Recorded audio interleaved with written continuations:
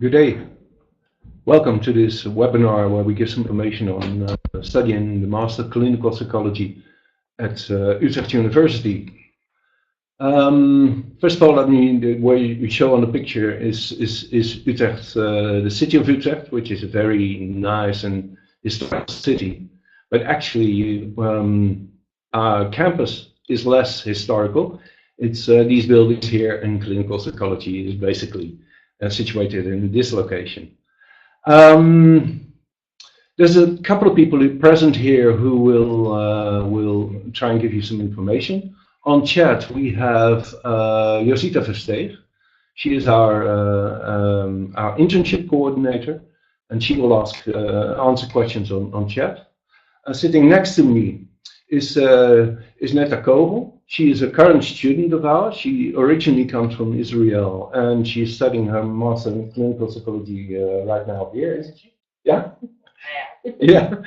And I'm Henk Schut. I'm the master coordinator of the master clinical psychology, and I will first give some general information about our master's program and the curriculum, and then Netta will take over, and she will give a sort of a personal testimonial of what she's been doing, how she appreciates it or does not appreciate it. She's totally free in giving her own opinion, of course. And in the meantime, you can chat, and we'll try and answer some questions via chat, and others or more general questions we will answer live through via the camera. So let me first start with introducing our staff. We have quite some staff members, about 40 staff members who are actually working at our department, and also do a lot of research, of course, but also do a lot in teaching.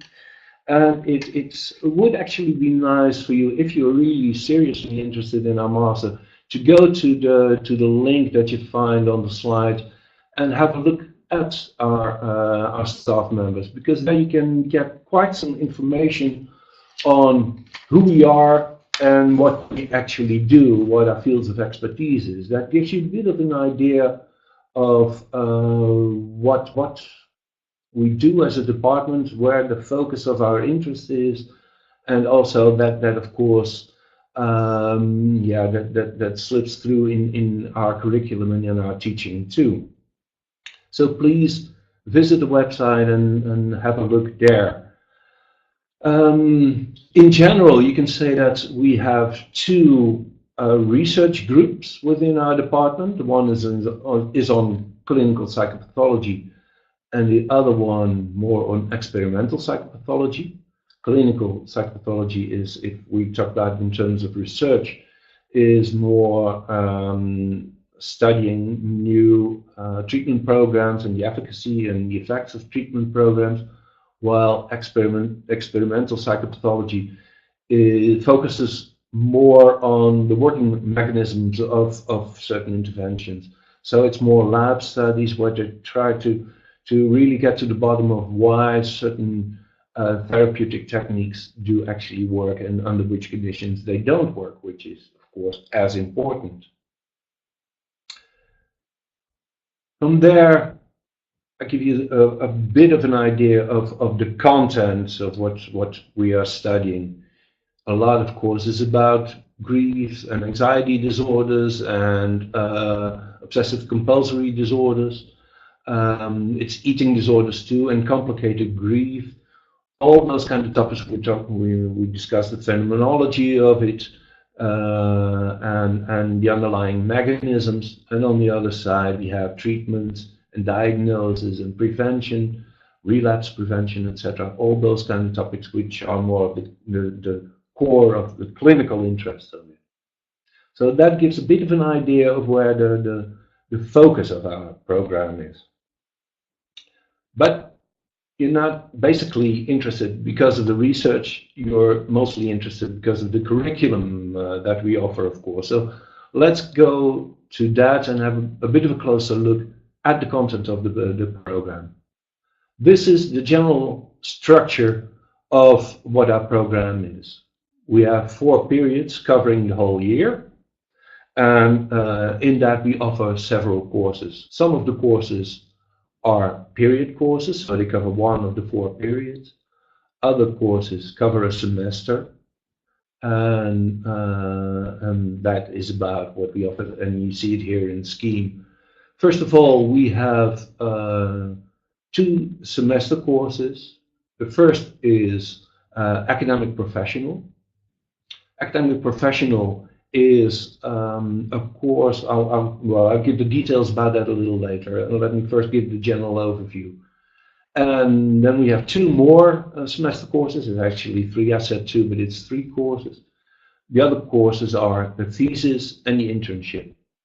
And then we have 3, basically we offer 3 period courses. The first is cognitive behavior therapy. The second, loss and psychotrauma, and the third is anxiety disorders. The first of those is a mandatory course. All our students are supposed to take that course on cognitive and behavior therapy. But with regard to the other 2 courses, sorry, it doesn't work anymore, so I'll have to.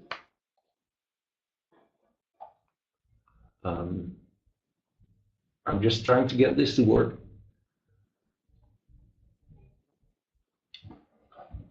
Sorry, the cursor doesn't work anymore. Yeah, yeah, great. Yeah, you can take that. Thanks.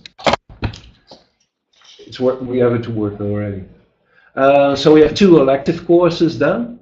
So the first, as I said before, I was slightly interrupted, is the cognitive behavior therapy course, which is a mandatory course, and then we have 2 elective courses that we offer. So you not necessarily have to do those courses, but you can take them. But you can also do alternative courses if you want to. But the ones we have on offer is loss and psychotrauma and anxiety disorders.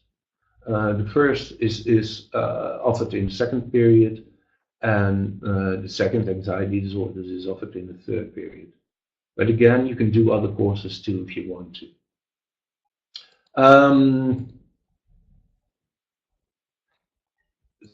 Not great. With regard to the internship and the thesis, those are semester courses, and either you start with the internship in the 1st semester and do the thesis in the 2nd semester, or you do it the other way around.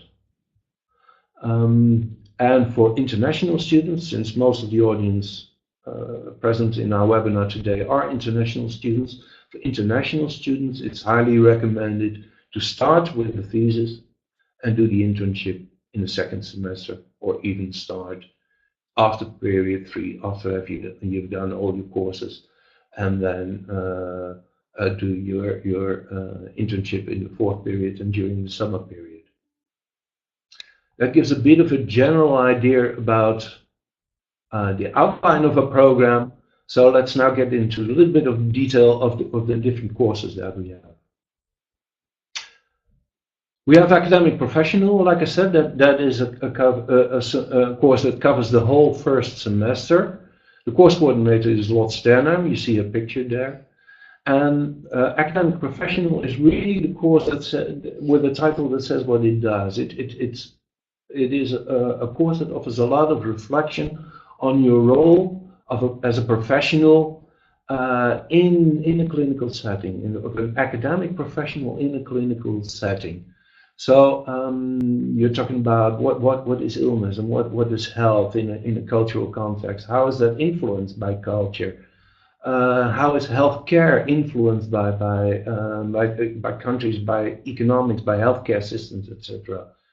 And what does that say about your professional role? But also ethics and labor market orientation, etc. There's all kinds of elements that are discussed in that course. Then we have, as I said, the mandatory course. Let's be clear that academic professional is a mandatory course too, but the mandatory period course is the cognitive behavior therapy course. That's offered in the 1st period. So right after you start with the master, you start with that course. That's actually a more or less skills-oriented course, of course, with a good theoretical basis. but this is a course where therapeutic skills are basically trained.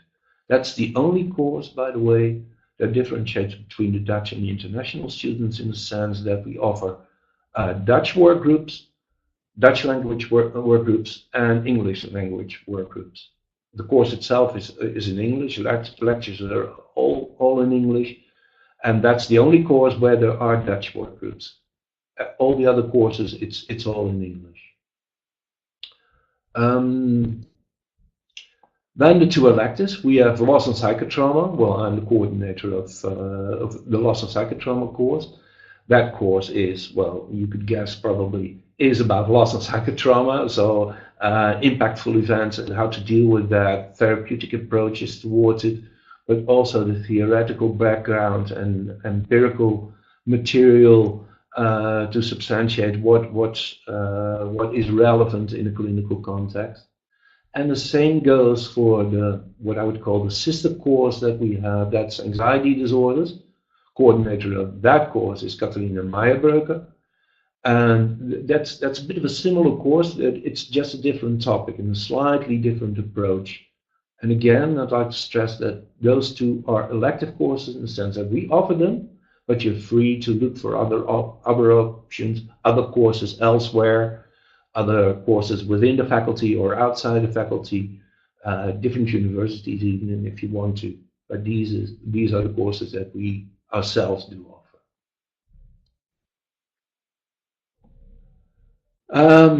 The two other semester courses that we have, those are the thesis and the internship, and those are individual courses. You do your own internship and you conduct your own thesis research. The course coordinator of the internship, as I said before, the one who's hosting you on chat, that is Josita Versteeg, and I'm the coordinator of the thesis.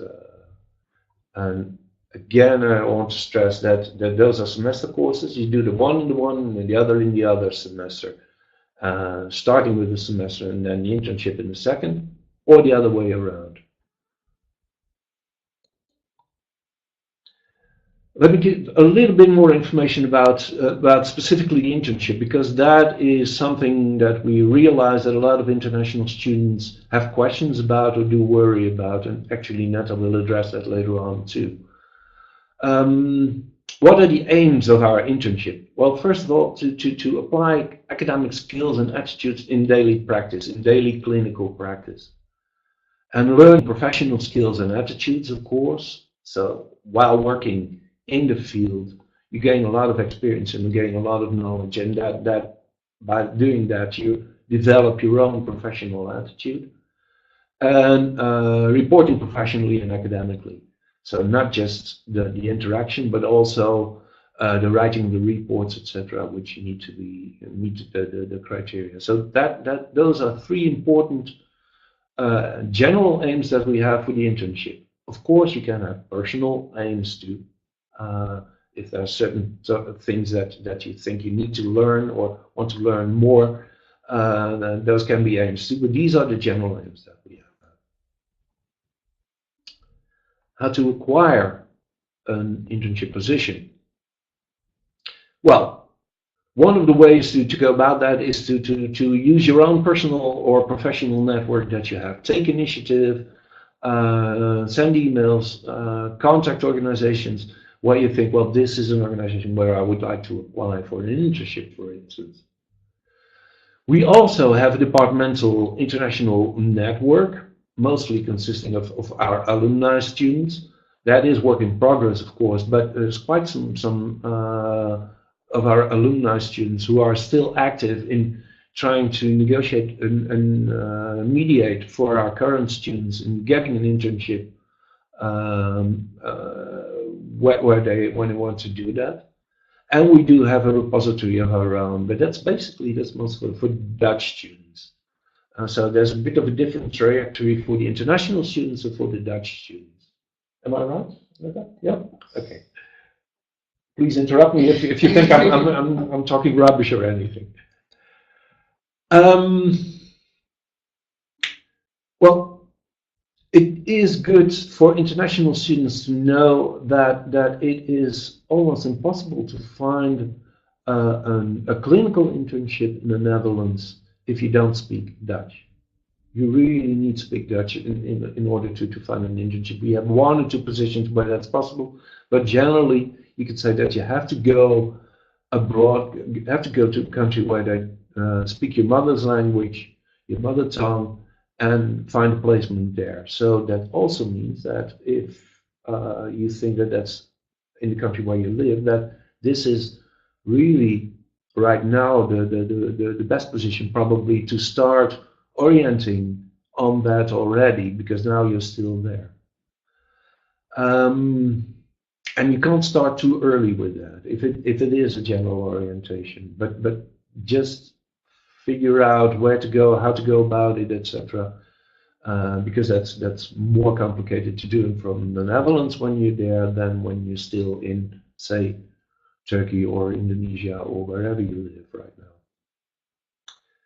Apart from clinical internships, we also have research internships, and we have a limited number of those available at our own department and at healthcare organizations or research organizations that we work closely with in Utrecht or in the Netherlands too.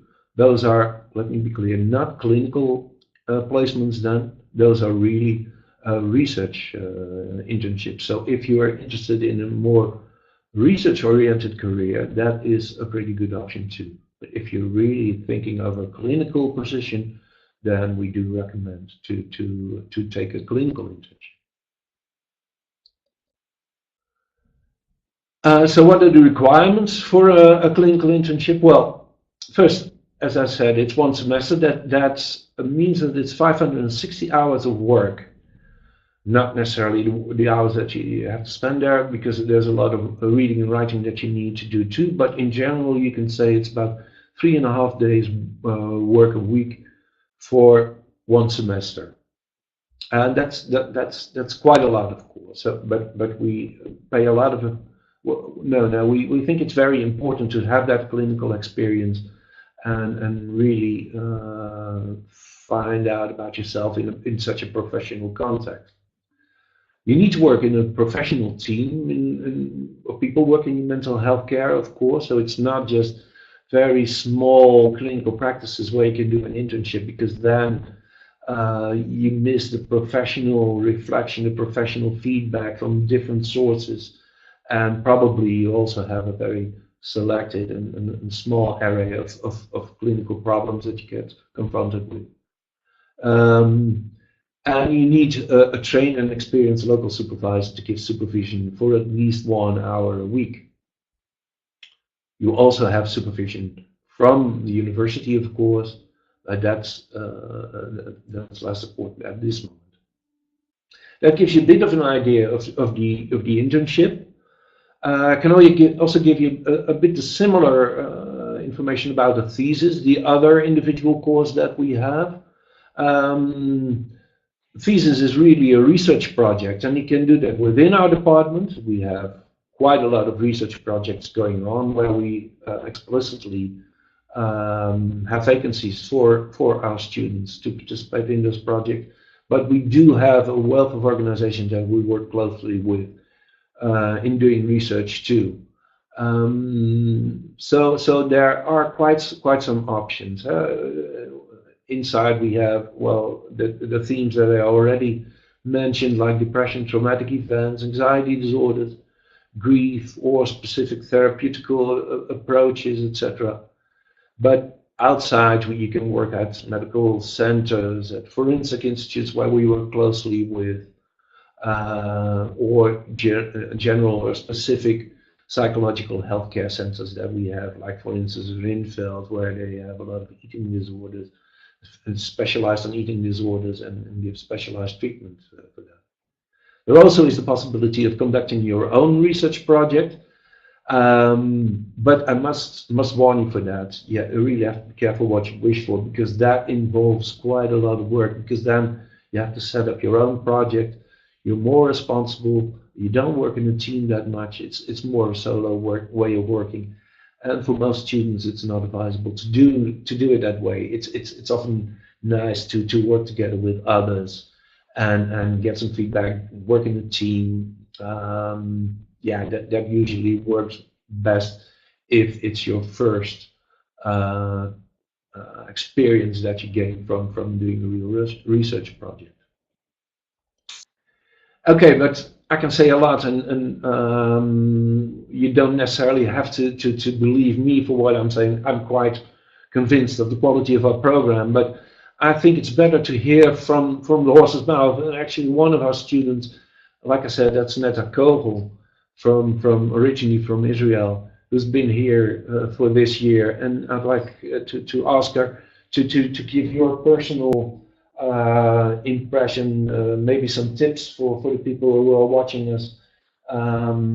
If they want to come to us, what can we do, and how did you go about it? Okay.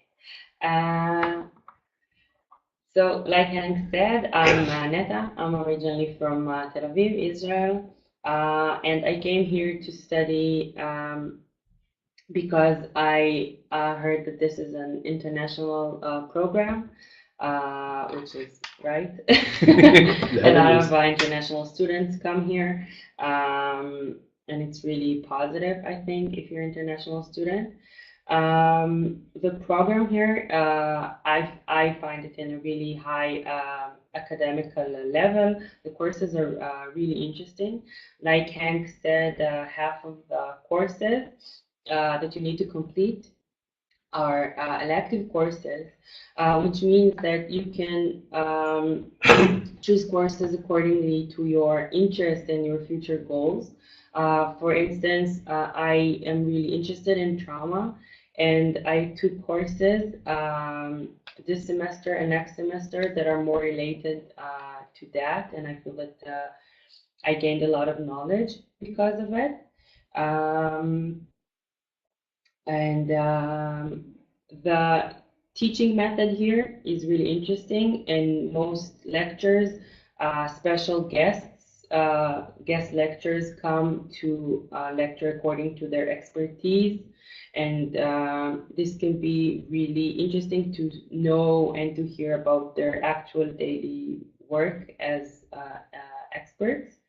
Um, I feel that this program is hard work, so I don't work right now, but I hear that some people do. I have friends that are holding a job, part-time job, but I think that there's plenty to do already. Yeah. Um, uh, I feel that this program requires independent students that can really find their own thesis, internship, even courses.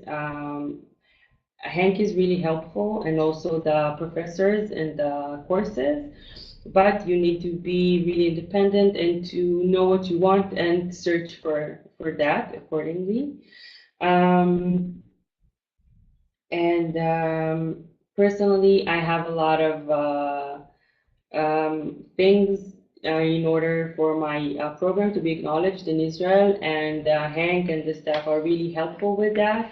So if you also have some different things you need to do, you can always ask for help, and sometimes it is okay. The only thing I think that is kind of missing is, like Hank said, a clinical internship for international students that wants to be clinicians, um, because we learn here a lot about therapeutic methods, and I think it would be better and meaningful if we could implement those skills that we learn here during our studies. But I found a research internship about a topic that really interests me, and I'm also really happy about that. So it depends on you and what do you want to do. And also a lot of my friends go home in the second semester to do their internship there, so it's also a good possibility. Um, Just a little bit in about the general atmosphere here. I really like this university, and I really like living in Utrecht. Um, Utrecht is a beautiful city. I think that it's really special, and it has a lot of things that it offers you to do, and also the program with a lot of international students, so you meet people from all over the world.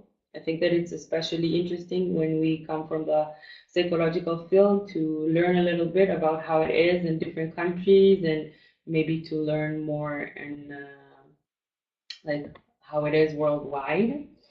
Um, I think that Utrecht is really suited for foreigners. I felt right at home here because everybody knows English, and it's really easy to live here even if you don't speak the Dutch language. And also, it's relaxed. It's really nice. Um, I wrote just two practical things that I think that are important. Um, if you do decide to come here, take a few months before you come and start looking for an apartment because I think it can be hard to find one. And if you have the possibility to maybe come here before, it can be good because all you get to know the city and the university a little bit, and you can also look physically for an apartment because it can be a little bit tricky. You can look in also on Facebook and Kamernet. It's different websites that offers housing, but it can be better if you're here. And also, because I'm coming from Israel, I was really afraid from winter here. Uh, and I have to tell you that it's really, really nice. I love the winter here. If you come You here, did? yes, Okay. if you come here and you're ready for it physically and mentally, it can be actually really magical. It snowed last week, and it was beautiful. How very few of the international students say that, actually. That's I think appreciated. that it can be really good. Okay. Okay. Could you tell a little bit about the general atmosphere that we have at our department? Is there something you could say about that? I think the atmosphere is really positive. Um, the courses are really interesting. Again, it is intense. It's hard work, but I feel that I study here a lot. I learn a lot of new things, and every course, even if it's shorter than one semester, because most times it's 8 weeks, Yeah. I feel that we study really in depth the material, and I really like it that I can choose a lot of the topics that I want to study more, and we have the opportunity here to also study in other universities. Yeah. So I also did that, Yeah. will do that, and I really like it. And people here are, I find it really interesting to meet new people, also the professors and the students. Um, I like it a lot. Okay. Well, thank you, Nessa. I think that gives a bit of an impression to the people who are I hope so. considering coming here. Actually, we have a question from Vivian Olivia who wanted a little bit more information about doing courses elsewhere, and I think that's of general interest. Basically, we have a lot of courses on offer. Clinical psychology offers us two courses, but we have developmental psychology. We have all kinds of different psychology masters, and they all have elective courses. You can do courses there if you want to, but you could also do course in cultural anthropology if you would like to, or go to a different university. And some of the courses that they offer at Leiden or at Maastricht or Groningen, they allow for students from Utrecht University to participate in those courses. So there is a lot on offer beyond what we have on offer. And you're doing one course in Leiden. In Leiden I University. didn't start it yet, but it was really easy to. It's not so complicated. You Yeah. just look in their website, you find a course that you're interested in it.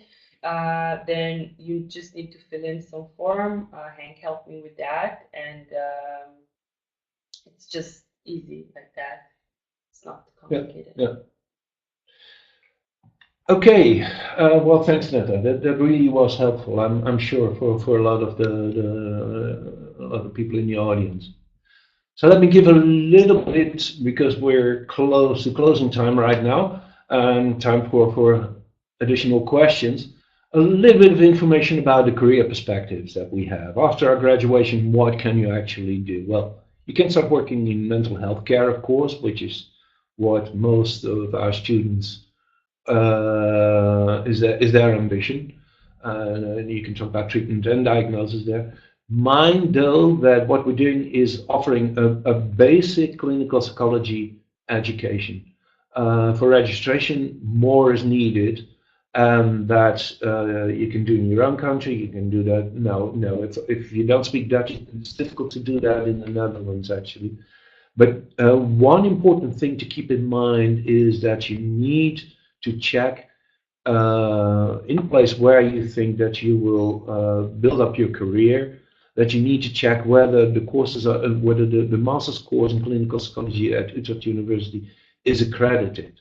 That is of crucial importance to do that, because otherwise you could get disappointed afterwards in trying to apply for a postmaster education, and they say that Utrecht doesn't meet the criteria for that. So please take good care of that. We'd rather have you not come than to be disappointed afterwards in doing that. But other of our alumni are working in policy development for government organizations or for non-governmental organizations. We have, of course, quite a proportion of our students who start a research career as a PhD or research within research organization, and some of them, well, they start working in teaching, like me, for instance. And there's actually, if you look at our alumni, some of them work in the strangest places where you wouldn't have expected them to start working, and they find a place, and they really appreciate their education because it's still relevant for them. In terms of admission, well, it's best to go to the website to find the detailed information, but in general, we have the following competencies that we're looking at. You need for entering our master, you need to know substantially about psychological theories in general, so not just clinical psychology, but also educational psychology, social psychology, etc. You need to know on a very good level all the elements of psychopathology, DSM-5, ICD-11, etc. Assessment, so making a diagnosis is very important to have a good knowledge about that too. Research, methodology and statistics, of course, and you need to have written, not necessarily on your own, but done in small group, have written a bachelor thesis for that. And then there's the communication skills. So the professional communication skill in how to deal with other colleagues, but also how to professionally communicate with clients within the healthcare context. Those in general are our admission criteria that we have. But again, look for the details at our website. Because there you really find it's slightly more operationalized, because the way I'm presenting it now is more in general terms. Mine too, the deadline for application, and that really is a deadline in the terms of that it dropped that afterwards. You can't apply after the 31st of March. Then application isn't possible anymore. So if you want to apply for our master, please do it before then. And actually, I would recommend to do it as soon as possible, because the sooner you do it, the we try to work fast within admission office and give you the assessment of your application within 6 weeks. So the sooner you do it, the sooner you know it. Again, there's some tips there that I don't need to go into the details again, but also look at if you're an international student, again, look for the accreditation and the link to all the national associations for psychologists is actually on the bottom of the page of the slide that you have here. And take that seriously, please. So this is about all the information that we can give you. We do have a little bit of time for questions and answers. That's interesting. We have a question from Safi from Indonesia. I'm an international student from Indonesia. When should I start my internship in my home country? In general, I would say not in the first semester. If you come to the Netherlands, you need first semester to do your courses here. And I would even consider staying until after the third period, so you can do the anxiety course or do another elective course, and then use the fourth period. That's from the end of March, something like that. End of April. Yeah, you're right. Yeah, thanks. At the end of April, and then take the summer period to do your internship if you were to go back for that to Indonesia. I think then you can spend quite some time in the Netherlands, do all your courses there, and have your hands free to do your internship there. And what you actually said to me earlier today is that a lot of the international students like to stay in the Netherlands as long as possible because they're having a good time and they want to postpone going back. So it would be a good idea to start thinking about think about starting that after the third period. Indeed, I hope that gives you a bit of an answer for that. Another question we have from Floor. Floor is asking, are the courses given on different days or on the same days? Because if you do your internship 4 days a week, there's only 1 day left. Or do you have to plan your internship around the courses? Basically, our courses are offered on the Mondays. Our period courses are all offered on the Mondays, and the academic professional is on the Wednesday afternoon. And Floor, you're talking about 4 days internship. We do recommend a 3.5 day internship period, and then that actually fits nicely with the curriculum. So there's no, of course, what we do sometimes see is that internship organizations are so eager to have our students that they consider them more to be employees than students. And you need to keep in mind, of course, that you are a student and that you should be allowed to take your courses, first and foremost. But it is very well doable if you do a 3.5 week internship to take your courses, if you plan it well. Here's a question for Netta from Julie. Julie, what do you like best about your internship? I have to say that I will start my internship next week, so Yeah. I don't know what I like best about it, but I'm really interested in the topic. I found my internship, like Hank said earlier, that you can look for your internships in institutions in the Netherlands. So I found one in another institution, which is specialized in trauma. So I'm really interested in this topic of internship that I'm gonna do. So this is what I can say now before I started it. Maybe you could email Julia later on when you have some experience there. Yeah, you can ask me that later. Yeah. There's another, and that's a very good question. There's no name to it, but Netta, a question for you. And you are specifically requested to be honest What can you tell about finding housing in Utrecht? Um, it can be very difficult, especially if you want to live with roommates, because I don't think there is a lot of options. There are options, of course, but not a lot, and you need to be chosen for the apartment that you will live in. So sometimes it can be hard, and this is why I mentioned earlier that maybe it's better if you can do if you can come a little bit earlier so they can actually meet you, the people, in order for them to choose you. I think that there are few options of dorms, right? Mm-hmm. And Yeah. right, I think it's mostly on campus, but some are also in the city center. Yeah. And there you can also find different. Um, it's a different kind of different setting than living in an apartment with roommates. Um, I found that the Dutch government also helps with rent if people are living alone and pay. I'm not 100% sure about the terms, but I think that you also, I would recommend you to look in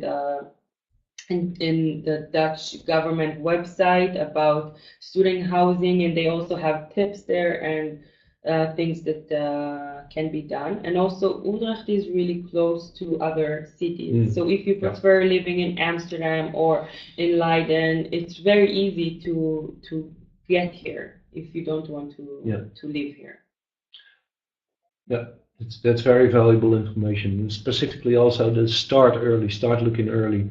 There are some general websites for Utrecht University specifically about housing too. Please check those too if you're considering coming to Utrecht. Yeah, it is difficult, but it's not undoable. I think No, that's all of my friends found apartments. yeah. Sometimes it takes a while. Yeah. You have to be patient too. Yeah, but it is an issue, a serious issue, of course. I think we have time for one more question, and then we should put to a halt. But Anna's asking, is it possible to do an internship in Germany 3.5 days a week in the first period? Um, I'd say no. I would certainly not recommend it. I think it's very difficult to do that because you have a lot of new courses, you have a new living environment, there's students that you need to get acquainted to. It's a different way of working in the Netherlands than it is in Germany, which you have to get used to too. So I think you have quite a lot on your plate if you do your thesis in the Netherlands without the traveling. So I would certainly recommend to do the internship in the second semester if it's by any chance possible to do that. Sorry for that. I'm hoping I'm not ruining your plans, Anna, but this is really the most straightforward answer that I can give. Well, this is about all the questions that we have for now. If you have any further questions, please contact us. My mail address is there. If it's emails for Yosita about the internship, I can put them through to her. Please don't sit on your questions and mail them to me. I'll try to answer them as quickly and honestly as possible. For now, I want to thank you for your participation, and especially would like to thank Netta for being here with us and giving your testimonial about studying here. And I look forward to seeing you all in Utrecht in September if that's going to happen. Thank you. Bye bye.